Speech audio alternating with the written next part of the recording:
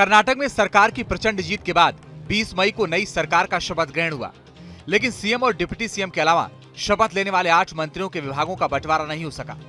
इसके अलावा कई ऐसे विधायक थे जिन्हें मंत्री पद दिया जाना था।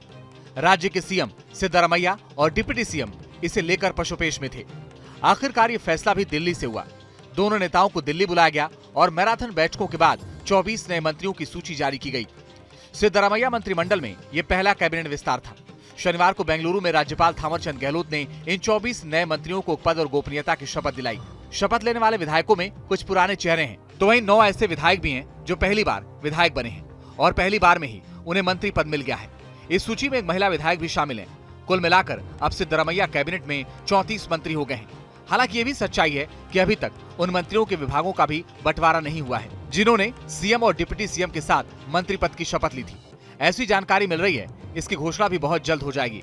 जानकारों की माने तो शुक्रवार को दिल्ली में सीएम सिद्धरामैया और डिप्टी सीएम डीके शिवकुमार ने दिल्ली में कांग्रेस नेता सोनिया गांधी और राहुल गांधी से मुलाकात की थी।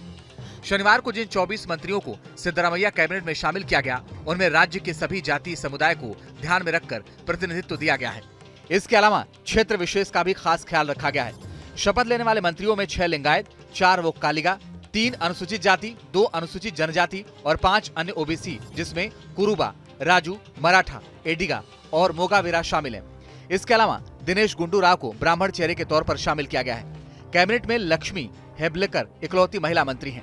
रहीम खान मुस्लिम समुदाय से और डी सुधाकर जैन समुदाय से आते हैं। जानकारी के मुताबिक मंत्रिमंडल में सबसे ज्यादा ओल्ड मैसूर और कल्याण कर्नाटक क्षेत्र से बनाए गए हैं। यहाँ से 7 विधायकों को कैबिनेट में जगह मिली है। इसके बाद चित्तूर कर्नाटक रीजन से 6 और मध्य कर्नाटक से 2 विधायकों को मंत्री बनाया गया है।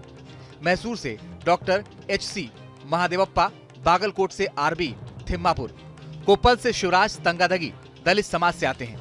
तुमकुरू से KN राजन्ना और बेल्लारी से विधायक B नागेंद्र अनुसूचित जनजाति से ताल्लुक रखते हैं। बेंगलुरु में गांधीनगर सीट से 6 बार के विधायक दिनेश गुंडूराव ब्राह्मण नेता हैं।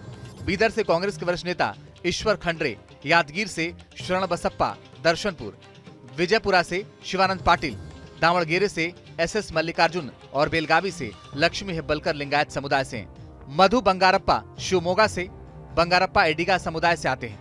मुकुल वैद उत्तर कन्नड़ के मोगावीरा समुदाय के दिग्गज नेता हैं।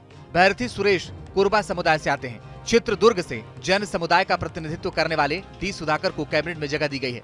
मुस्लिम समुदाय से रहीम खान को मौका दिया गया है।